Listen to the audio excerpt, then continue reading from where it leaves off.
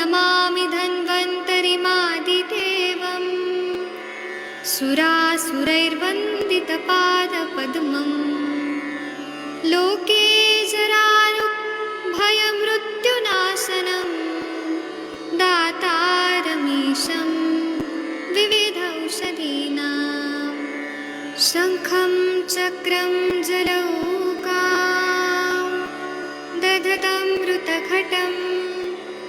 चारुदोर्भिश्चतुर्भिः सूक्ष्मस्वच्छातिरुद्यं शुकपरिविलसन् मौलिमं भोजनेत्रं कालाम्भोदोज्ज्वलाङ्गं कटितटविलसच्चारुपीताम्बराढ्यं वन्दे धन्वन्तरीन्दम् निखिलगदवन् प्रौढदावाग्निलीलं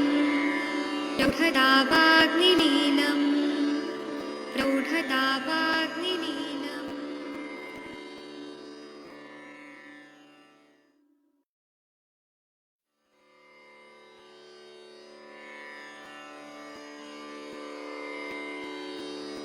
ॐ नमामि धन्वन्तरिमादिदेवम् सुरासुरैर्वन्दितपादपद्मम् लोके जरारुभयमृत्युनाशनम् दातारमीशं विविधौषधीनां शङ्खं चक्रं जलौकां दधतं मृतघटं चारुदोर्भिश्चतुर्भिः सूक्ष्मस्वच्छातिरुद्यं शुकपरिविलसन् मौलिमं भोजनेत्रं कालाम्भोदोज्ज्वलाङ्गं कटितटविलसच्चारुपीताम्बराढ्यं वन्दे धन्वन्तरीन्दम् निखिलगदवन् प्रौढदावाग्निलीलम् प्रौढदावाग्निलीलम्।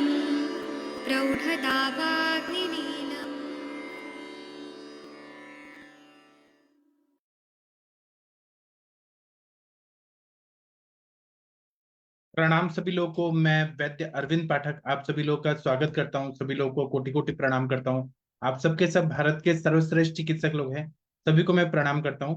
1 मिनट में आप लोग में से कुछ लोगों को होस्ट बना देता हूं। और चलिए आज हम लोग एक नए वनस्पति पे चर्चा करेंगे। 1 मिनट में यहाँ पे स्पॉटलाइट कर देता हूँ जी। सभी को मैं प्रणाम करता हूँ। अभी हम लोग दाड़िम पे बात करेंगे। तो दाड़िम अनार आप लोग खाते ही हैं। इसका आयुर्वेदिक मेडिसिनल यूजेस क्या है, इस पे हम चर्चा करने वाले हैं। तो दाड़िम जो है यह हृदय गण में बताया गया है। जो हार्ट के लिए सब अच्छी चीजें रहती है उसमें इसका उल्लेख किया गया है। इसी तरह से दाड़िम जो है इसका पांडु रोग चिकित्सा में चरक संहिता में दाड़िमादि घृत का प्रयोग किया गया है। और इसका दाढ़ी माद्य अवलेह भी बनाया जाता है। तो हम इसी चीज को और अच्छे से विस्तार से पढ़ने वाले हैं।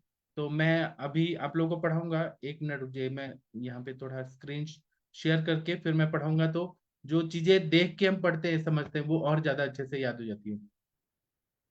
तो दाड़िम आप लोगों ने सभी ने खाया भी है और आप लोग अपना नित्य प्रयोग भी करते हैं। लेकिन इसका आयुर्वेद के उसमें क्या महत्व है ये हम लोग देखेंगे। मेरा जो आज का लेक्चर है यह केवल और केवल चिकित्सक लोग के लिए है, सर्व सामान्य लोग के लिए नहीं है।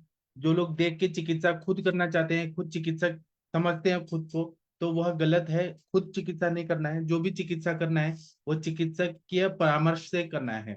मैं यहाँ पर ये सोच के पढ़ाता हूँ कि जो मेरे चिकित्सक लोग हैं उन लोगों ने बेसिक सब चीज पढ़ा है, रसवीर विपाक प्रभाव हर चीज पढ़ा हुआ है। बस यहाँ पे रिवीजन हो रहा है और उसका हम क्लिनिकल उपयोग किस तरह से करते हैं वो हम लोग चर्चा करते हैं। तो नॉन मेडिकल लोगों के लिए मेरा कोई भी लेक्चर नहीं है, उसके लिए मैं क्षमा प्रार्थी हूँ। तो यह जो दाड़िम है यह हृदय गण में बताया है।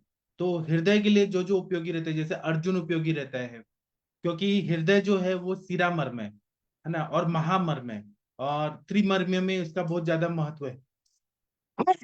सॉरी। और दूसरा हृदय जो है वो रसव स्रोत का मूल स्थान भी है। तो जब हृदय शब्द बोलते हैं तो मूल स्थान में काम कर रहे हैं, मतलब यह दाड़िम जो है वो अच्छा रस धातु बनाता है, रक्त धातु बनाता है। सिरामर्म है तो वहां के रक्त वाहिनियों को बल देता है। यह सब हमें सोचना चाहिए। इसी तरह से ये छर्दी निग्रहण गण में है। किसी को उल्टी आ रही है, आपने दाड़िम का रस पिला दिया, अनार का रस पिला दिया, तो उल्टी बंद हो जाती है। और यह सुश्रुत संहिता में परुष आदि गण में इसका उल्लेख किया गया है। तो दाड़िम के बारे में अगर हम लोग देखें तो इसके पर्यायवाची शब्द क्या क्या है, तो दाड़िम है दंत बीज, दांत जैसे रहते हैं वैसे इसके बीज रहते हैं। हम लोग बोलते हैं ना दाड़िम जैसे दांत है, कितने अच्छे दांत है। इस जैसे लोहित पुष्पक, इसके फूल जो रहते हैं वो रेड कलर के होते हैं। इसको दाड़िमी सार भी बोलते हैं, कुट्टिम बोलते हैं, फल शाड़व बोलते हैं, करक बोलते हैं, रक्त बीज बोलते हैं, सुफल, मधु बीज, कुछ फल, रोचन, शुक वल्लभ। शुक वल्लभ मतलब तोते जो रहते हैं ना, पैरेट्स, वो इस पे आते हैं और उनको ये दाड़िम का बीज खाना बहुत अच्छा लगता है। तो शुक मतलब तोता और वल्लभ मतलब प्रिय। इसी तरह से मणि बीज बोलते हैं, वृत्त फल, सुनील, नील पत्र, रक्त कुसुम, शुक प्रिय, शुक मतलब तोता, पैरेट, उसको प्रिय रहता है ये दाड़िम। दशन बीज, इस तरह से रक्त पुष्प, पर्वरटु, पिंड पुष्प, ऐसे अलग अलग नाम रहता है। इंग्लिश में इसको पोमेग्रेनेट बोलते हैं। और इसको अगर हम लोग फैमिली देखें तो पिन्यासी फैमिली में आता है। और यह इसमें पूरा रस ही रहता है, बीज रहते हैं उसमें, रस रहता है। तो दाड़िम के बारे में हम लोग थोड़ा चर्चा करेंगे, फिर आप लोग का भी जो भी अनुभव है वो हम लोग सुनने वाले हैं। तो दाड़िम जो है वो लघु और स्निग्ध बताया है, पचने में हल्का होता है, और स्निग्ध बताया है। इसका रस देखेंगे तो मधुर रहता है, मीठा रहता है, कषाय रसात्मक। आप जब अनार खाएंगे बीज के साथ तो वो कसैला भी लगता है और थोड़ा खट्टा भी लगता है। पेट में जाके यह मधुर रस का मीठा बन जाता है। और जो खट्टा दाड़िम होता है वह पेट में जाके अम्ल रसात्मक बन जाता है। वीर्य जो है वो अनुष्ण है, ज्यादा गर्म भी नहीं है, ज्यादा ठंडा भी नहीं है, अनुष्ण बताया है। तो जो मीठा फल जो होता है दाड़िम का, अनार का, वो तीनों दोषों का शमन करता है, वात का भी, पित्त का भी और कफ का भी शमन करता है। और मीठा होने की वजह से और कषाय रसात्मक होने से, मधुर कषाय रसात्मक होने की वजह से यह पित्त का शमन करता है। ईशत उष्ण वीर्य होने की वजह से यह कफ और वायु का शमन करता है। मधुराम्ल फल जो रहता है, जो मीठा है और थोड़ा खट्टा है, या अगर ज्यादा खा लें तो खट्टा होने की वजह से थोड़ा सा पित्त भी बढ़ा देता है, मतलब एसिड लेवल बढ़ा देता है। खट्टा फल जो होता है वो पित्त का प्रकोप करता है, अगर ज्यादा खा लिया, खट्टा दाड़िम अगर अनार खा लिया तो पित्त बढ़ा देता है, क्योंकि खट्टा होता है। और लेकिन कफ वात शामक रहता है। मधुर फल का प्रयोग हम लोग त्रिदोषों को शमन करने के लिए करते हैं।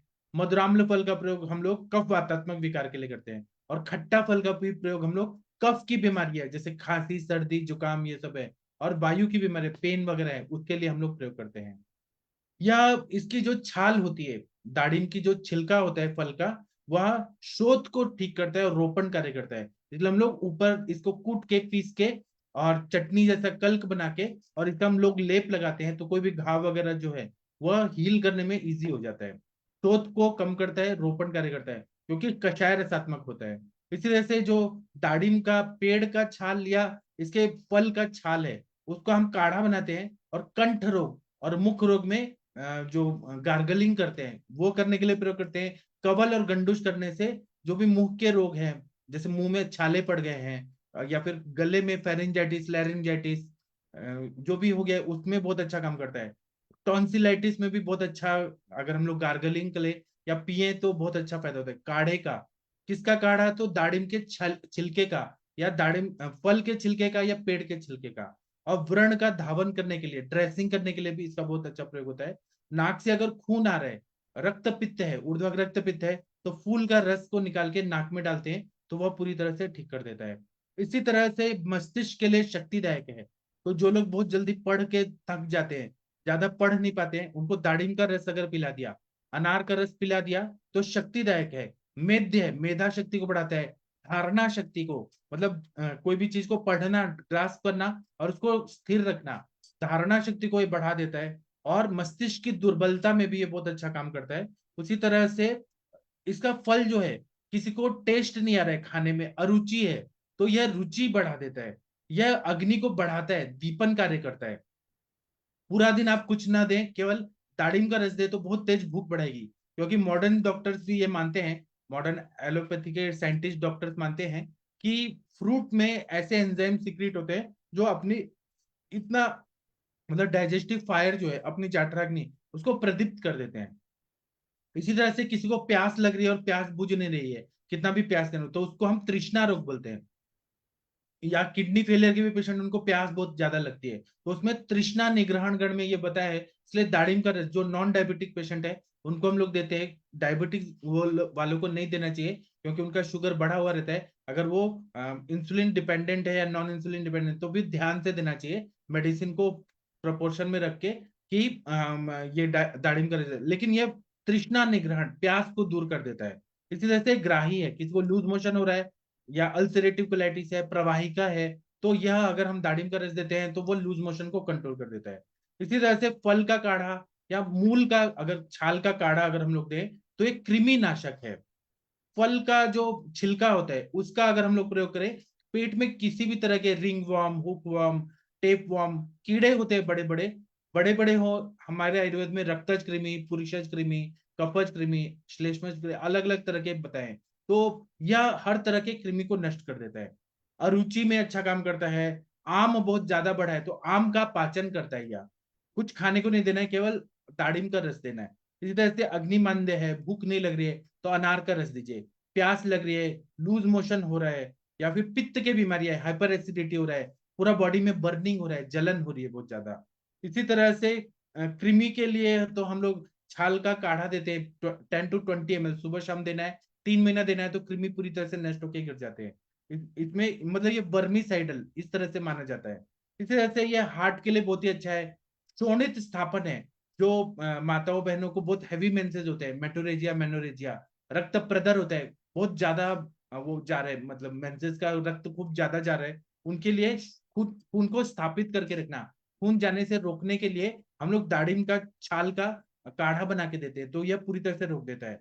हृदय रोग में, रक्त पित्त में, फिर रक्त की अल्पता अगर होती है, खून की कमी होती है, एनीमिया होता है, पांडु रोग होता है, उसमें हम लोग देते हैं। रक्त के हर बीमारी में दाड़िम का प्रयोग हम लोग करते हैं। थैलीसीमिया मेजर हुआ, माइनर हो गया, इंटरमीडिएट हो गया, हर तरह के थैलीसीमिया में, रक्त की बीमारियों में, या लीवर और स्प्लीन की बीमारियों में दाड़िम का रस जो है वो सबसे सेफ है, और कोई साइड इफेक्ट नहीं है, क्योंकि ये फल है। इसका प्रयोग हम लोग करते हैं, बहुत अच्छा फायदा होता है। इसी तरह से पित्त का अनुबंध अगर है, और क्षारधर्मी अम्ल पित्त है, या अम्ल धर्मी अम्ल पित्त है, दोनों कंडीशन में अगर अम्ल धर्मी है तो लंघन करा के इसका रस देते हैं, और क्षार धर्मी है तो डायरेक्ट रस दे देते हैं। तो यह अनार का बीज जो है उसका रस जो है वह पूरी अच्छे तरह से अगर निकाल के दिया, तो यह अम्ल पित्त, हाइपर एसिडिटी में बहुत अच्छा काम करता है। अगर किसी को ये बहुत ज्यादा खांसी आ रही है, और श्वास का वेग लग रहा है, उसमें भी दाड़िम का रस देने से यह कफग्न कार्य करता है, इसलिए वो पूरी तरह से कफ को निकाल देता है। फल का रस अगर दे तो वह कफ को छुड़ा देता है, जो कफ चिपका हुआ है, स्त्यान कफ, लीन कफ, जो स्त्रोतों में, प्राणव स्त्रोतों में जो चिपका चिपका है मल, कफ जो है, उसको ये पूरी तरह से निकाल देता है। छोटे बच्चों में जो कफ की बीमारियां होती हैं, तो हम क्या दे, तो दूध के बदले बदले में हम लोग अनार का रस दे, तो ये बहुत ही अच्छा फायदा करता है। या बकरी के दूध के साथ दाड़िम के बीज है उसको हम लोग अगर दे बकरी के दूध के साथ, तो बहुत ही अच्छा फायदा होता है। इसी तरह से मेडिसिन के रूप में देना है, ऐसा नहीं कि दूध और फ्रूट मिक्स करके दे, वो विरुद्ध हो जाएगा, ज्यादा नहीं। बीज को कूट के और वो पिला के फिर दूध पिला दे, मेडिसिन के रूप में थोड़ा सा देना है। उसी तरह से फूल का अगर हम लोग उपयोग करते हैं, तो फूल का उपयोग करने से वात पित्तात्मक खांसी में बहुत अच्छा काम करता है। और वात पित्तात्मक खांसी जो है, सूखी खांसी है, या पित्त वाली बर्निंग वाली थोड़ी खांसी, एसिडिटी भी है और खांसी आ रही है, उसमें अगर हम लोग फूल का उपयोग करें, तो यह कफ को जो चिपका है उसको निकाल देता है। इसी तरह से दुष्ट पीनस है, क्रोनिक साइनोसाइटिस है, रिनाइटिस है, साइनोसाइटिस है, तो इसमें हम लोग क्या करते हैं, दाड़िम का फूल और केसर और चीनी से सिद्ध किया हुआ जो घी है, उसका हम नस्य के लिए प्रयोग करते हैं। तो जो कफ जमा हुआ है यहाँ पे, ethmoid sinus, maxillary sinus, forehead में जो साइनस है, फ्रंटल साइनस, इन सब में जितना भी साइनस में कफ चिपका है वो सब निकाल देता है। मैं फिर से बताता हूँ, दाड़िम का रस, उसके फूल का रस लेना है, केसर लेना है और चीनी, इसको मिक्स करके उसका नस से देना है, तो ये शिरो विरेचन कर देता है, कफ को निकाल देता है। इसी तरह से यह मूत्रल है, किसी को यूरिन नहीं हो रहा है, यूरिनरी ट्रैक्ट इन्फेक्शन हो गया है, तो दाड़िम का रस अगर हम लोग दे, 1-2 ग्लास दे, तो यूरिन अच्छे से निकलने लगता है। इसी तरह से शुक्र दौर्बल्य अगर हो, अजोस्पर्मिया हो या अस्पर्मिया हो, ओलिगोस्पर्मिया, अजोस्पर्मिया, ऐसे जहाँ शुक्राणु की कमी है, वहां पे अगर दाड़िम का रस रोज सुबह शाम दे तो बहुत अच्छा फायदा होता है। इसी तरह से श्वेत प्रदर अगर हो रहा है, या फिर ये हो गया पीआईडी, पेल्विक इन्फ्लेमेटरी डिजीज हो गया है, वाइट डिस्चार्ज हो रहा है, ग्लिकोरिया हो रहा है, उसमें दाड़िम के फल का जो छिलका है उसका काढ़ा बना के अगर उससे योनि धावन करे तो वह पूरी तरह से ठीक कर देता है। ज्वरग्न भी है, और बुखार के कंडीशन में कुछ चीज नहीं देने को बोला है, लेकिन अनार का रस जो है वो पथ्य कारक बताया है, तो इससे ज्वर की तीक्ष्णता कम हो जाती है, और ये लंघन होने से ताकत भी आती है, लंघन भी करता है, और पित्त को दीपन कार्य करके अग्नि को बढ़ा देता है और स्ट्रेंथ भी बढ़ाता है। इसलिए दाड़िम जो है ज्वर में, हर तरह के ज्वर में, विषम ज्वर हो, सन्निपात ज्वर हो, या फिर वात पित्त कफ जो आगंतुक ज्वर, हर ज्वर में यह पथ्य कारक बताया गया है, और इसका कॉन्ट्राइंडिकेशन कहीं पर भी नहीं है, केवल डायबिटिक पेशेंट को नहीं देना चाहिए। इसी तरह से स्वस्थ वृत्त में दाड़िम का प्रयोग जो है वो स्वस्थ वृत्त में स्वस्थ रखने के लिए किया गया है। और जो श्री रामचंद्र जी 14 वर्ष वनवास को गए थे तो वह भी दाड़िम का सेवन करते थे, ऐसा उल्लेख रामायण में भी है। इसी तरह से इसको हम दाड़िम चतुसम चूर्ण का भी प्रयोग करते हैं, दाड़िमाष्टक चूर्ण का प्रयोग करते हैं जो दीपन पाचन कार्य करता है, दाड़िमादि चूर्ण का प्रयोग करते हैं, दाड़िमादि घृत का प्रयोग करते हैं, दाड़िमाद्य तेल का प्रयोग करते हैं, दाड़िमा अवलेह का प्रयोग करते हैं। तो ये तीनों दोषों को ठीक करता है, शुक्र धातु अच्छा करता है, रक्त धातु अच्छा करता है, रस धातु अच्छा करता है, मज्जा के लिए बहुत अच्छा है, और पुरुष में संग्राही कार्य करता है, और कर्णपाली वर्धन के लिए भी इसका प्रयोग किया जाता है। अगर इसका तेल को हम लोग कान में लगा दे, जिसके कान का पिना ईयर छोटा है उसको रोज लगाए ना दाढ़ी तेल, तो वो उसका बढ़ जाता है। और स्तन की अगर वृद्धि कम है, स्मॉल ब्रेस्ट है, तो उसमें अगर इसका तेल सिद्ध करके अगर हम रोज लगाए, या दाढ़ी घृत रोज लगाए, तो इस स्तनों को बढ़ा देता है, ऐसा अनुभव में आया है। तो इसके बारे में और हम चर्चा करेंगे, पहले आप लोग कुछ बोल दीजिए फिर हम लोग चर्चा करेंगे। तो इसके बारे में कौन बोलना चाहेगा? दाढ़ी के बारे में आप लोगों का कोई अनुभव है? कंचन मैडम, आप कुछ बोलना चाहेंगी? प्रणाम सर। जी मैम। बहुत अच्छा, मतलब ये बता रहे थे आप।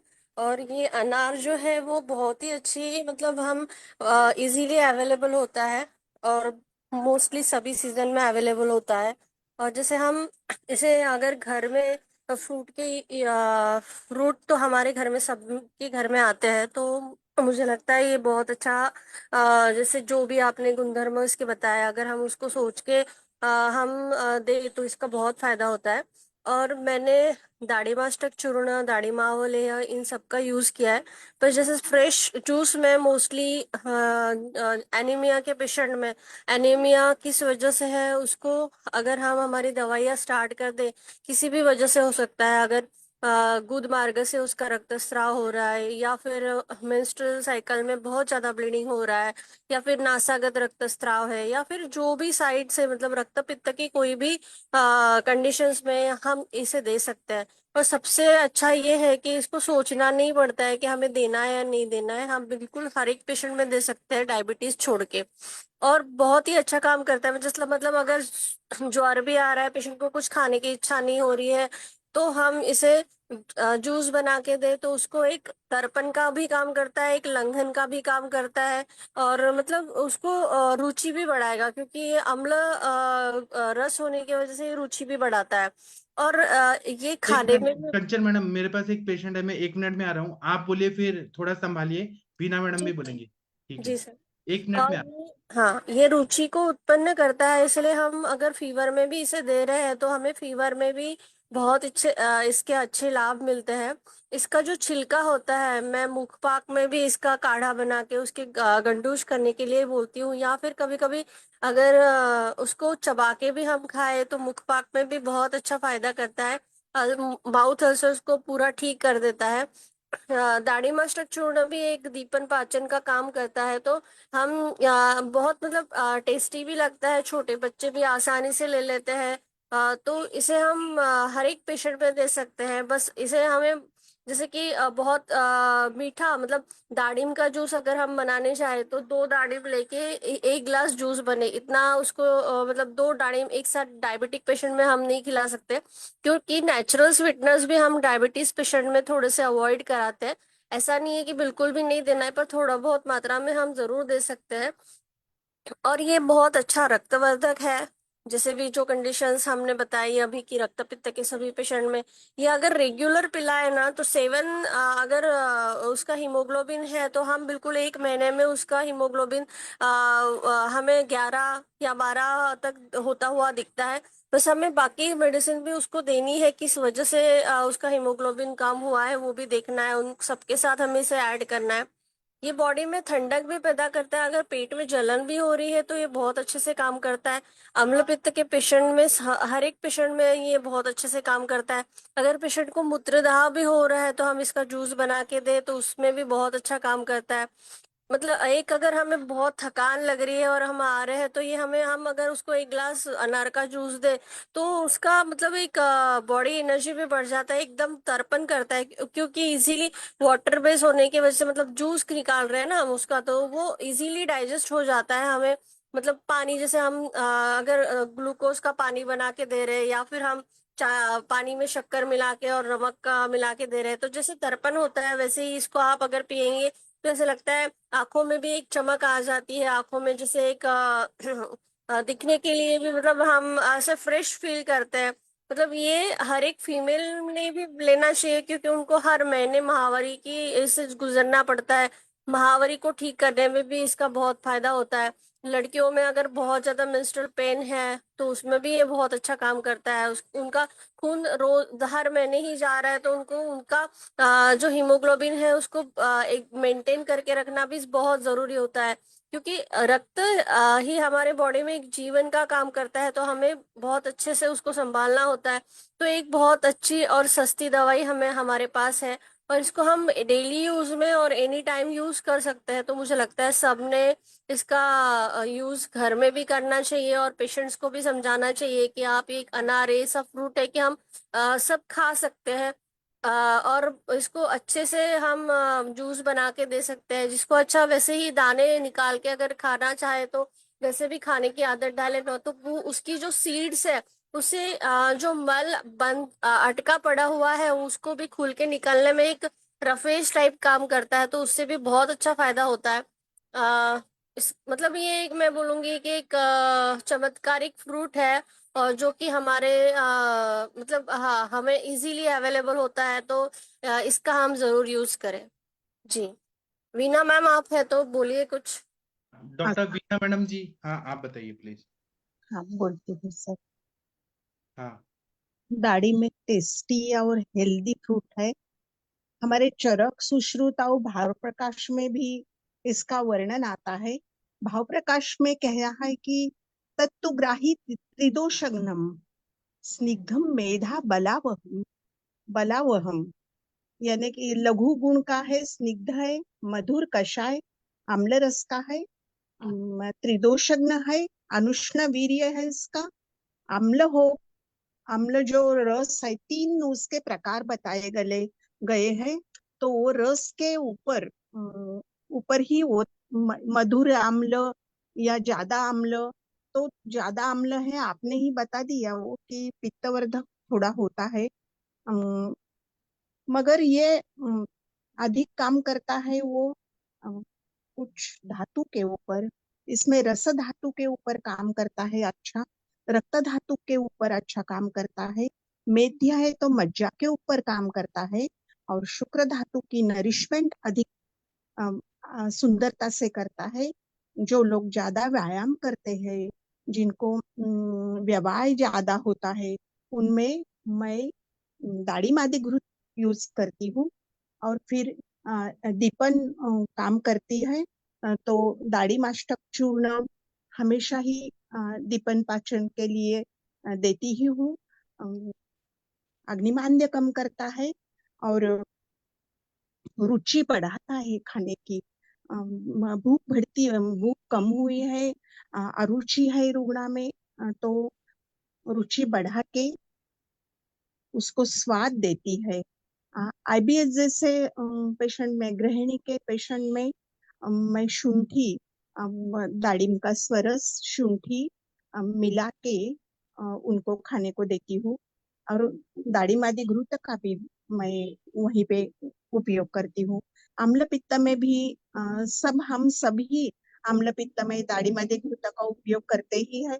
और ऐसे ही मुझे आज के लेक्चर में आपके दो चीजें नई मिली है सर। कर्णपाली वर्धन के लिए और स्तन्यवर्धन के लिए आपने जो पहलू स्तन्यवर्धन नहीं, स्तनवर्धन, नहीं स्तनवर्धन। स्तनवर्धन, हाँ हाँ स्तनवर्धन। मगर स्तन्य भी शोधन होता होगा क्योंकि हाँ, रस पे वो कार्य जरूर है, करता है। वो तो है। रुद्र रुद्र है, तो वो नहीं मैंने कभी ये किया। कंठ है, मुख दुर्गंधि में हम सभी वात का गंडूश देते ही है। ज्वर के बाद, ज्वर में भी और ज्वर के बाद में भी जो दौर्बल्य होता है उसमें दाड़िम खाने को देते हैं। तृष्णा अधिक्य होता है तो भी हम दाड़िम देते हैं, दाड़िमाष्टक देते हैं, दाड़िमादि घृत हम सभी वैद्य भरपूर प्रमाण में यूज करते हैं। और मेध्य है तो हमारे जो बच्चे अभी बहुत काम करते हैं उनको कुछ टारगेट दिया होता है, वो थकते हैं, मेंटली ज्यादा जो थकान होती है उसमें दाढ़ी घृत बहुत उपयोग है उसका। थैंक यू सर, इतना ही कहना जी। था। और और ये आप एक लोग, सुंदर फल है निसर्ग का, एक चमत्कार। अभी कंचन जी बोली ना, चमत्कारी फल है, तो देखने में भी अत्यंत सुंदर फल है ये। Thank you, thank you. जी। और न ये जो है दाड़िम, दाड़िम जो है हमारे ग्रंथों में क्या बताया है? अगर हम भाव प्रकाश देखते हैं तो उसमें क्या बोला है? दाड़िमः कारको दंत बीजो लोहित पुष्पक तत्फलम त्रिविधम स्वादु स्वाद्वम्लम केवलाम्लकम। मतलब दाड़िम जो है इसके पर्याय नाम बताए हैं, तो ये दाड़िम है, करक है, दंत बीज है, लोहित पुष्पक, लोहित पुष्पक लाल कलर का फूल आता है, और दंत बीज मतलब इसके दांत की तरह ये रहते हैं। उसी तरह से फल जो है वो तीन तरह के होते हैं। फल कोई मीठे होते हैं, मधुर रस के होते हैं, कोई मधुर तथा अम्ल रस के होते हैं, मतलब खट्टा मीठा होता है, और कुछ कुछ खट्टे होते हैं। ऐसे तीन तरह के होते हैं। तो मीठा अनार जो होता है उसके बारे में क्या बोला है? तत्तु स्वादु त्रिदोषाग्नम। जो मीठा वाला फल है वो तीनों दोषों को शमन करता है। तृण दाह ज्वर नाशनम, मतलब प्यास को दूर करता है, बर्निंग को ठीक करता है, ज्वर को नष्ट करता है। हृदकंठ मुख गंधाम्लम, मतलब ये हृदय के लिए अच्छा है, कंठ के लिए अच्छा है, मुख के लिए, मुख गंध, अगर मुंह से स्मेल आ रही है किसी की, ब्रश करने के बाद भी गंदी स्मेल आ रही है, उसके लिए भी अगर जो दाड़िम खाएंगे तो वह मुख की दुर्गंधी को भी दूर कर देता है। तर्पणम, ये रस धातु का तर्पण करता है, सभी धातुओं का अच्छे से तर्पण करता है, नरिशमेंट करता है, पूरे बॉडी के एक एक सेल को नरिशमेंट करता है। और रस का प्रीणन कार्य में, अगर कोई जैसे आया बहुत एक्सर्ट हो गया है, ऑफिस का काम करके थक गया है, तो उसको तुरंत रस क्षय के सिम्टम्स होते हैं, श्रम शोषो ग्लानि शब्दात सहिष्णुता, ऐसा रहता है। तो थकावट जब रहती है तो दाड़िम का रस दे दीजिए, एकदम फ्रेश हो जाएगा। तो ये रस का प्रीणन कार्य करता है और सभी धातुओं का तर्पण कार्य करता है। शुक्र धातु को बढ़ाता है। लघु रहता है, कषायानुरसम, अनुरस में कषाय रस का रहता है। ग्राही रहता है, स्निग्ध रहता है। मेधा बलावहम, मेधा को बढ़ाता है, माइंड को स्ट्रॉन्ग करता है। और मेधा की अग्नि, ग्रास्पिंग पावर को बढ़ाता है। और ऐसा नहीं है कि पेप्सी कोला आप पी रहे, हम सब पी रहे, कोका कोला पी रहे, पेप्सी पी रहे, तो क्रिकेटर्स जो दिखाते हैं कि वो लोग को बहुत एनर्जी आ गया, एनर्जी ड्रिंक है, ऐसा कुछ नहीं होता है। या फिर ऐसा दिखाई देता है कि आप बॉर्नविटा पीजिए तो आपको ताकत आएगी, बिल्कुल भी नहीं है, वो सब ऐसे दिखाने के लिए। आयुर्वेद का जो दाड़िम है वह शुद्ध है, नेचुरल है। और अनार का रस जो है वो बॉर्नविटा हॉर्लिक्स से कहीं तरह से बेटर है और बेस्ट है, एक्सीलेंट है। हमारे आचार्य लोग जो थे वो आप्त थे, आप्त लोग जो रहते हैं वो सत्व गुणात्मक रहते हैं, रजतम से निर्मुक्त रहते हैं, और वो त्रिकाल बाधित सत्य बोलते हैं। तो जो भी जो आजकल दिया जा रहा है, पेप्सी, कोका कोला, थम्सअप, और जो भी ऋतिक रोशन करता है वो क्या क्या ड्यू, वो पी के फिर वो मोटरसाइकिल चला के पहाड़ से पहाड़ कर ले, सब गलत बात है, सब फेक चीजें है। नेचुरल चीज है तो दाढ़ी में। उसी तरह से जो खट्टे और मीठे फल होते हैं उसके बारे में क्या बोला है? स्वाद्वम्लम दीपनम रुच्यम, जो मीठा और खट्टा होता है दीपन कार्य करता है, रुचि उत्पन्न कर देता है। किंचित पित्त करम लघु, ज्यादा अगर खट्टा वाला देंगे तो थोड़ा सा पित्त भी बढ़ा देगा, लघु भी, और लघु भी है। और अमलंतु पित्त जनकम मामम बात कपापहम, बहुत खट्टा फल अगर ज्यादा मात्रा में लेंगे, मतलब 1 लीटर की मात्रा में इतना ज्यादा खट्टा लेंगे तो एसिडिटी बढ़ाएगा। इन्होंने क्लियर क्लियर बोला है, ये लोग ना आप थे, ये ऐसे कुछ भी अपने मेडिसिन के बारे में कुछ भी चीजें ऐसे नहीं बोलते हैं कि कुछ झूठ बोल दिया। ये बोलते हैं खट्टा वाला मत लीजिए आप, मीठा वाला लीजिए, वो ज्यादा अच्छा रहेगा। खट्टा वाला लेंगे और अधिक मात्रा में लेंगे तो पित्त बढ़ाएगा, ऐसे इन्होंने बताया। दाड़िम की निरुक्ति क्या बताया है कि दंत्यते विदार्यते दल विदरणे, मतलब हम इसको रस निकालने के लिए इसको कट करते हैं, इसलिए दल विदरणे, विदरण करते हैं, काटते हैं, इसलिए दाड़िम शब्द ऐसा संस्कृत में बना है। तो ये दाड़िम जो है वो अनार हृदय बताया है, ग्राही बताया है, रुचि उत्पन्न करता है, रक्त की शुद्धि करता है, आरबीसी को अच्छा करता है, प्लेटलेट काउंट को अच्छा करता है। प्लेटलेट के लिए आप लोग जैसे पपीते का रस का प्रयोग करते हैं, लेकिन दाड़िम का भी प्रयोग करेंगे ना, प्लेटलेट काउंट, डब्ल्यूबीसी सब अच्छा हो जाता है। और शीत वीर्यात्मक है, ठंडा है ये, और इतना ठंडा नहीं है, बर्फ जैसा नहीं है, मतलब पित्त की जो दाह, उष्णता बॉडी में हीट बढ़ा है, एंटीबायोटिक खाने के बाद या केमोथेरेपी करने के बाद बहुत जो गर्मी बढ़ जाती है, पित्त बढ़ जाता है, तो उसको ये शांत कर देता है, इतना ये शीतल है। इसी तरह से ग्राही है, क्रीमिंग है, लूज मोशन अगर किसी को हो रहा है उसको ये रोक देता है दाड़िम का रस। इसी तरह से टेप वर्म जो रहते हैं, स्फित कृमि, उसको ये नष्ट कर देता है। इसी तरह तो कृमि को नष्ट करने के लिए क्या करना है, 40 ग्राम तक जो छाल होती है, दाड़िम के फल का जो छाल छिलका होता है, देखिए फल का भी कितना, छिलके का भी प्रयोग बताया है, बीज का तो हम लोग प्रयोग करते हैं, तो छिलका लेना है और पानी में 400 ml पानी में उबाल देना है, 100 ml तक रखना है और 10-10 ml हर 4-4 घंटे में पिलाना है। भूखे पेट पिलाए तो और ज्यादा अच्छा फायदा होता है। तो रात में सोते टाइम एरंड तेल के साथ ये काढ़े को मिक्स करके दे, कैस्टर ऑयल के साथ थोड़ा शुंठी डाल के दे, तो कीड़े जो है वो निकल जाते हैं, ऐसे मरते हुए निकल जाते हैं।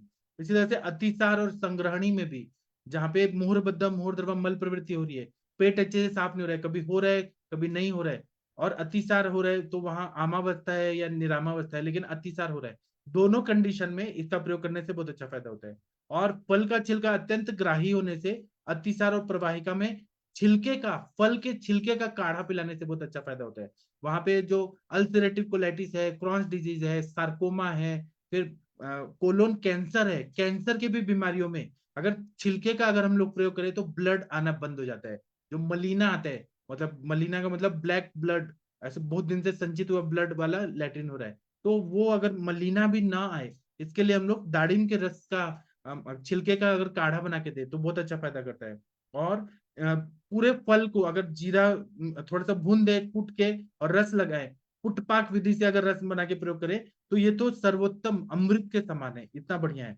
और मूल का त्वक भी हम प्रयोग करते हैं, जड़ का 1 से 2 ग्राम तक, या फल का छिलका का भी हम लोग प्रयोग करते हैं, बहुत ही अच्छा चीज है। मराठी में इसको दाड़िम बोलते हैं, हिंदी में अनार बोलते हैं, इंग्लिश में पोमेग्रेनेट बोलते हैं। आप लोग कुछ बोलना चाहते हैं तो बोल सकते हैं। और लैटिन में प्यूनिका ग्रेनेटम, ऐसे लैटिन नेम है। अभी मैं चाहता हूँ कि कोई और भी इस टॉपिक पे बोले। आरती मैडम आप कुछ बोलना, हाँ वीना मैडम बोलिए। हाँ, जी, आरती जी बोल रही है क्या? पहले जब आप बोलिए। अल्सर है, आभ्यंतर अल्सर है आंत्रों में, तो हम ज्यादा दाढ़ी घृत से ज्यादा हम यष्टि घृत का उपयोग करेंगे ना सर? करेंगे, लेकिन इसका भी उपयोग करना चाहिए, छिलके का हाँ काढ़े का।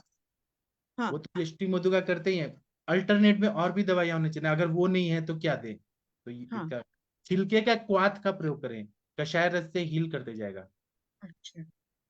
हाँ, आपका बात सही है, यष्टि मधु है, सब सही है, संधानी है, व्रण रूपक है, तो लेकिन इसका भी प्रयोग करना चाहिए। कषाय रस से छिलके का रोपण कार्य होता है, तो हाँ हाँ, इसलिए बाह्य ऊन। हाँ बोलिए हाँ, बोलिए। बोलिए। बाह्य ऊन को भी उसका उपयोग होगा ना? हाँ, व्रण रोपण व्रण शोधन दोनों करता है। योनि धावन भी करते हैं, तो वहां पर भी अगर वजाइनल, अगर वहां पे ऐसे पड़ा है, मतलब हम्म अल्सरेशन हुआ है वजाइना एरिया में, हम्म पित्तला योनि व्यापक जैसे, उसमें भी बहुत अच्छा हील करता है। श्वेत प्रदर में भी अच्छा काम करता है। और peptic ulcer, duodenal ulcer, gastritis, सब में अच्छा काम करता है। जी, मैं आप लोग को एक और बात बताना चाहता हूँ। जो एनसीएसएम के जो प्रेसिडेंट है ना, देव पुजारी सर, उन्होंने एक पेशेंट मेरे को भेजा था 2 साल पहले। एक मैडम थी, वो दिल्ली से स्पेशल मेरा लेक्चर सुन के आई और सर की बात सुन के आई, सर ने स्पेशल भेजा था। उनका क्या प्रॉब्लम था कि उनका एचबी नहीं बढ़ता था, सारा टेस्ट कराया, क्रीमी का सब कुछ टेस्ट कराया, खून ही नहीं बढ़ रहा है। तो उन्होंने आयुर्वेद का इलाज कराया, एलोपैथी का इलाज कराया, दिल्ली से आई थी वो मैम, तो ठीक ही नहीं हो रहा था, ठीक ही नहीं हो रहा था, बहुत परेशान थी। तो मैंने डायग्नोसिस किया, तो मेरे डायग्नोसिस से वातज पांडु ऐसे पता चला। तो पांडु रोग की चिकित्सा में रुक्षता बहुत ज्यादा थी, और उनका HB 7, कभी 6, 6, 7, 6, 7। ब्लड ट्रांसफ्यूजन करो फिर वो रहेगा, फिर डाउन हो जाएगा। और वो वीक भी थी, भूख भी नहीं लगती थी। तो पांडु रोग की चिकित्सा में बताया है कि है तो बीमारी पित्त वाली, पित्त की उष्णता बहुत ज्यादा बढ़ जाती है। उनको स्ट्रेस वगैरह था, हेतु मिला था। बहुत तीखा वगैरह खाती थी, स्ट्रेस में रहती थी, क्रोध करती थी, ये सब हेतु मिला था। तो मैंने उनको क्या किया, कि पित्त बहुत ज्यादा बढ़ जाता है तो बॉडी का इंटरनल स्वेटिंग होता है इंटरनली, तो उससे स्नेहांश की कमी होती है, और धातु रुक्ष हो जाती है, दुर्बल हो जाती है, शिथिल हो जाती है, और HB लेवल कम हो जाता है। तो मैंने उनको सबसे पहले बोला दीपन पाचन करा के, जैसे मैंने दाड़िम का ही प्रयोग किया। दाड़िम अष्टक चूर्ण दिया, फिर आम पाचक वटी दिया, लहसुन आदि वटी दिया, दीपन पाचन करके फिर मैंने उनको दाड़िम आदि घृत बहुत मात्रा में खिलाया। अग्नि जैसे जैसे बढ़ रहा था, मैंने कहा रोज अग्नि के हिसाब से, भूख के हिसाब से दाड़िमा आदि घृत को बढ़ाइए। और मैंने उनको दाड़िमा अवलेह दिया। और ऐसे केवल मैंने एक एक्सपेरिमेंट किया कि दाड़िम से क्या क्या फायदा होता है। तो उनका ना 6 महीने में पूरा, मतलब पहले तो 1-2 महीने में बढ़ ही गया। बैद्यनाथ कंपनी का दाड़िमावले आता है लिक्विड फॉर्म में, वो मैंने पिलाया, और फिर 6 महीना मैंने उनका इलाज किया। और दाड़िमादी घृत खिला के कभी कभी मृदु विरेचन करा देता था, एरण हरित की, मनुक्का वगैरह से। तो उनका जो HB लेवल बढ़ा। तो अभी 2 साल हो गए, 1.5 साल हो गए, तो उनका फिर वो कमी नहीं हो रहा है, वो नॉर्मल है। HB लेवल 12 से 15, कभी 12 होता है, कभी 15 होता है। वो जैसे काम धंधा और जैसे वो है, वर्किंग वुमेन है वो, तो ज्यादा से ज्यादा 12 होता है, नहीं तो 15 तक हो जाता है, कम नहीं हो रहा है। मतलब दाड़िम का इतना अच्छा फायदा होता है। और उनका मैंने ये भी देखा था कि एक हफ्ते में दाड़िमा वाले, और वो भी मैंने ज्यादा पिलाया था कि 50-50 ml दिन में 4 बार पीजिए दाड़िमा वाले बैद्यनाथ का। तो उनका बढ़ गया था, वो बहुत अच्छा हो गया था। और उसके बाद मैंने सारा मेडिसिन बंद किया, कि अब चेक करना है कि बिना मेडिसिन के, आयुर्वेदिक मेडिसिन या एलोपैथी मेडिसिन से आपका क्या हो रहा है। तो सच में उनका अभी स्टेबल है, 1.5 साल हो गया। हाँ। डॉक्टर महेंद्र सर, आरती मैडम कुछ बोलना चाहते हैं? दाढ़ी में इतना बढ़िया काम कर। हाँ मैं। सर हमारे जो 2-3 अनुभव है, एक तो HB बढ़ाने का बहुत अनुभव है। एक उसमें अपन 8-7 दिन तक बिना कोई चीज खाए केवल अनार के रस पे रख दिया उसको, और अनार अनार के रस से ही जो 7 था HB, वो बढ़ के 12 आ गया। और इसके अलावा अभी का एक केस है जिसके HB डाउन था, खाने में भूख भी बिल्कुल खराब थी, कुछ नहीं दिया उसको, केवल अनार के रस में नींबू का रस डाल के और सेंधा नमक और जीरा ये डाल के दिया उसको, और उसके शाम तक भूख लग आई। इसके अलावा अनार का जो छिलका होता है उसको उसको सुखा के खांसी में अपन मुंह में रख लेते हैं। ये अपन बचपन से ही अपन करते आए हैं, बचपन में भी माँ करती थी इस तरह से। सुखा के छिलकों को रखती थी, और खांसी हो गई तो लोग मुंह में छोटा सा टुकड़ा दे दिया, इसको धीरे धीरे चूसते रहो और खांसी मिट जाती थी। इसके अलावा जो बच्चों में या बड़ों में जो दस्त होते हैं, खूनी दस्त, उनके लिए कुटज का काढ़ा बना के और उसमें अनार का रस डाल के दे देते, तो उससे भी दस्त बंद हो जाते हैं। ये इस तरह के अनुभव हमारे पर्सनली हैं। और यूं तो आप बहुत सारे काम हैं ही, दाढ़माष्टक वगैरह इनका अपन प्रयोग करते ही हैं, दाढ़ घी का, घृतकार, इन सब का प्रयोग तो अपन कर ही रहे हैं सब। ठीक है, थैंक यू बहुत सर। अच्छा बताया आपने। और हमारे जो आचार्य हैं, हमारे जो आप्त हैं, चरक मुनि और सुश्रुत मुनि, वो इतना इसको फल वर्ग में रखे हैं। और फल वर्ग में बोलते हैं कि अम्लम कषाय मधुरम वातग्नम ग्राही दीपनम स्निग्धोष्णम दाड़िमम हृदयम कफ पित्ता अविरोधी च रुक्षाम्लम दाड़िमम यत्तु तत्तु पित्तानिल कोपनम मधुरम पित्तानुष तेषाम तद्वित दाड़िम उत्तमम। मतलब जो दाड़िम है वह अगर खट्टा रहे, और ये दाड़िम जो है वो अगर कच्चा रहता है तो वो खट्टा, कषाय और मधुर रहता है, और वात को नष्ट करता है, ग्राही होता है, दीपन कार्य करता है, और स्निग्ध भी होता है, उष्ण भी होता है। और दाड़िम जो हृदय भी रहता है, कफ पित्त के अविरोधी रहता है। लेकिन अगर हमने खट्टा वाला लिया तो पित्त को थोड़ा बढ़ा देता है। और जो मीठा वाला होता है वो तो उत्तम बताया है, सभी फलों में सबसे उत्तम है, और ये पथ्य कारक बताया है। सुश्रुत संहिता अगर हम देखते हैं तो बोल रहे हैं सुश्रुत जी, कषायानुरसम, कषाय का अनुरस है ये। और दाड़िमम न अति पित्तलम, ज्यादा पित्त भी नहीं बढ़ाता है लेकिन ज्यादा नहीं बढ़ाता। दीपनियम रुचिकरम, दीपन कार्य करता है, रुचि उत्पन्न करता है। पहले के जमाने में लोग क्या करते थे, रुचि उत्पन्न करने के लिए दाड़िम के बीज सुखा देते थे, और सुखाने के बाद कूट के और उसका प्रयोग करते हैं। और दाढ़ी मास्टर चूर्ण भी ऐसे ही बनाते हैं, जो बीज होता है ना उसका ही चूर्ण पीस के, सुखा के, पीस के, और दाढ़ी मास्टर चूर्ण ऐसे बनाया जाता है। तो रुचि उत्पन्न कर देता है। हृदय है वर्चो विबंधनम, मतलब कॉन्स्टिपेशन को ये दूर करता है, इतना बढ़िया है। और ये जो है ये वात कफ के बीमारियों में भी बहुत अच्छा काम करता है, तीनों दोषों को शमन करता है। और इसमें राज निघंटु में ऐसा बोला है कि अभ्यंजना तत्कुरुते नितांतम मुच्चे स्तनो वृद्धि च कर्णो, मतलब बहुत सारे ऐसे लेडीज आ रहे हैं आजकल के जमाने में, सेंडेटरी लाइफस्टाइल है, तो हार्मोनल इम्बैलेंस की वजह से प्यूबरिटी के बाद स्तनों की वृद्धि नहीं होती है, या कान की वृद्धि नहीं हो रही है, पिना ऑफ जो ईयर है वो बढ़ता नहीं है, बहुत छोटे कान दिखते हैं, बहुत छोटे छोटे। तो ऐसे में अगर वृद्धि करना है तो तेल सिद्ध करके और इसका अभ्यंग करना है रोज। दाड़िम का पंचांग का प्रयोग करें या दाड़िम के छिलके से तेल सिद्ध करें और उसका स्तनों पे लेप लगाएं। नेचुरल वे से वो बढ़ जाते हैं, स्तनों की वृद्धि होती है और कर्णपाली की भी वृद्धि होती है, ऐसा राज निघंटु में स्पष्ट रूप से बोला है। लेकिन हम लोग ये चीजें भूल गए हैं, केमिकल का प्रयोग करते हैं लेकिन आयुर्वेद का प्रयोग नहीं करते, इसलिए मालूम ही नहीं है जी। और डॉक्टर हरिहर सर आप कुछ बोलना चाहते हैं? महाजन सर, जितेंद्र जी आप कुछ बोलना चाहते हैं दाड़िम के बारे में? उड़ीसा में कैसे प्रयोग करते हैं जितेंद्र जी, दाड़िम के बारे में बताइए। सर प्रणाम सर। हाँ सर बताइए सर। प्रणाम सर। जी प्रणाम सर। सर अब आपने तो सर बहुत अच्छा बताया, और रेस्पेक्टेड बीना मैडम और कंचन मैडम, महेंद्र सर भी बता दिया सर। हमारा इधर जो जो सर आपने बताया, बीना मैडम ने बताया, उसी तरह ही प्रयोग होता है सर।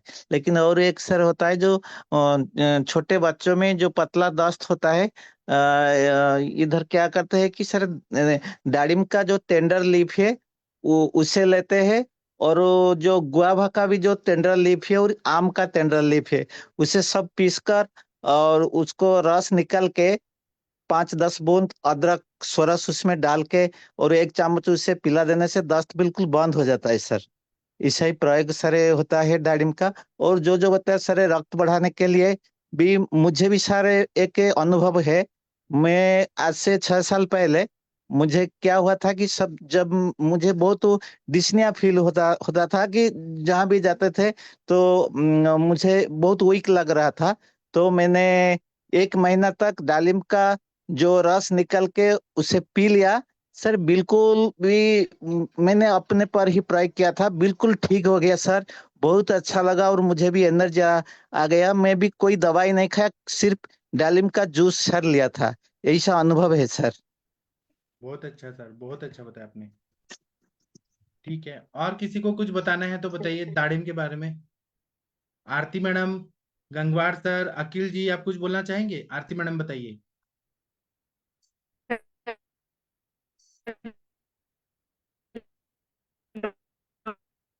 थोड़ा मैम नेटवर्क एरिया में, ये आपका आवाज कट रहा है पता नहीं क्यों, थोड़ा सा नेटवर्क एरिया में आइए प्लीज।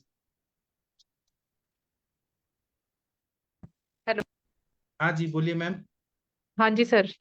सर हाँ जैसे इसका जो छिलका रहता है उसको भस्म कर लेना है, उसको मतलब भून करके ब्लैक कर लेना है, उसमें कुछ घी वगैरह नहीं डालना। तो इसका जो भस्म बनता है उसको सर गाय के घी में या उसको कोकोनट ऑयल में सर मिलाकर, कहीं भी बर्निंग सेंसेशन हो रहा हो तो उधर लगा सकते हैं, स्पेशली जैसे फिशर के पेशेंट है सर उसमें। और सर ये बहुत अच्छा कषाय रस की वजह से, स्ट्रिंजेंट होने की वजह से जिनको भी रेक्टम प्रोलैप्स है तो सर उस जगह पे इसको लगाया जा सकता है एज एप्लीकेबल। और ये बहुत ही अच्छा काम करता है। इसको 40-45 दिन लगाने पर जो फर्स्ट डिग्री रेक्टम प्रोलैप्स के जो पेशेंट है उसका तो अपने आप ही मतलब जैसे पेशेंट का रिड्यूस होना शुरू हो जाता है, काफी हद तक रिड्यूस हो जाता है। और उसके साथ में जैसे चंगेरी घृत और दाड़िम त्वक का लेप। जी सर। जी बहुत अच्छा बताया आपने। और doctor Gangwar sir, Akeel sir, Harihar sir आप कुछ बोलना चाहेंगे? हाँ महाजन सर बोलिए सर। प्रणाम सर, सभी को प्रणाम। ये अनारदाना जो सूखा मिलता है, तो ये जम्मू में, पंजाब में लोग इसका कड़ी की तरह, मानी बोलते हैं उसको, मानी, तो वो बना के एज ए एपेटाइजर खाने में यूज करते हैं। उसी से ही मानी से चावल के साथ खाते हैं। तो उससे एपिटाइट बढ़ जाती, एपेटाइजर का काम करता है ये। हाँ, ये दीपनीय कार्य करता है, इसलिए दाढ़ी मास्टक चूर्ण में इसका प्रयोग करते हैं। केवल ये मत सोचिए कि अजवाइन ही अग्नि बढ़ाता है, दाढ़िम भी करता है। अनार दाना जो होता है इसका भी प्रयोग सुखा के प्रयोग करें तो सर ने सही बताया, एपेटाइजर है, दीपन कार्य करते हैं। सही बताया आपने हाँ, सर। मिलता है सूखा अनारदाना मिलता है मार्केट में। जी सर, बहुत अच्छा बताया आपने। और डॉक्टर हरिहर सर कुछ बोलना चाहेंगे? अंजलि मैडम कुछ बोलना चाहेंगी? गंगवार सर बोलिए सर। हाँ सर, प्रणाम सर। सर हाँ। मैंने इसका थैलीसीमिया ट्रेट में प्रयोग किया था सर। तो उस लड़की का बार बार एचबी कम हो जाता था। तो अभी 2-3 साल से, कोई 2-2.5 साल हो गए करीब सर, कोई एचबी कम नहीं हुआ है उसका। आपने कितना दिन तक यूज किया था सर? सर करीब 1-1.5 साल। बहुत अच्छा सर। जी। मतलब ये उसको वो पूरा प्रकर्सर सेल तक गया और उसको ठीक ही कर दिया, पूरा जी। इरेथ्रोपोइटिक सिस्टम अच्छा ही कर दिया। नहीं तो सर हर 6 महीने में ब्लड ट्रांसफ्यूज हो रहा था उसका, 4-5 हीमोग्लोबिन रह जाता था। जी सर। और डॉक्टर सूर्य नारायण पटनायक सर, आप कुछ बोलना चाहेंगे? Doctor Patnaik sir, respected Sir, Patnaik sir. जी sir, please tell. sir, I am in practice, sir, please. Okay okay sir, no Yes. Problem. Doctor Akeel Ahmed ji कुछ बोलना चाहेंगे? अंजलि मैडम, हरिहर सर कुछ बोलना चाहेंगे? जी नहीं सर, अभी तो कुछ नहीं। ठीक है। मंजूनाथ, डॉक्टर मंजूनाथ जी कुछ बोलना चाहेंगे? नमस्कार। बोलिए सर। दाढ़ी मारी को तो दिया था सर मैंने इस थैलेसीमिया में जी 6 महीने तक दिया था सर, लेकिन उतना रिजल्ट अभी वो कंटिन्यू नहीं किए सर, बस उतना ही। नहीं, वो ठीक है ना, आप और 10 साल का बच्चा है। जी सर, हम्म। आप थोड़ा केस टेकिंग करिए, फिर और अच्छे से हम लोग कर पाएंगे। ठीक है, तो अभी मैं ओके सेशन सर। बंद। Thank you sir, thank you. अब मैं सेशन बंद करता हूँ। अब हम 9 बजे मिलेंगे तो टेकिंग करेंगे। थैंक यू, प्रणाम सभी लोगों को। सभी लोग की जय हो, विजय हो। थैंक यू, प्रणाम। हैं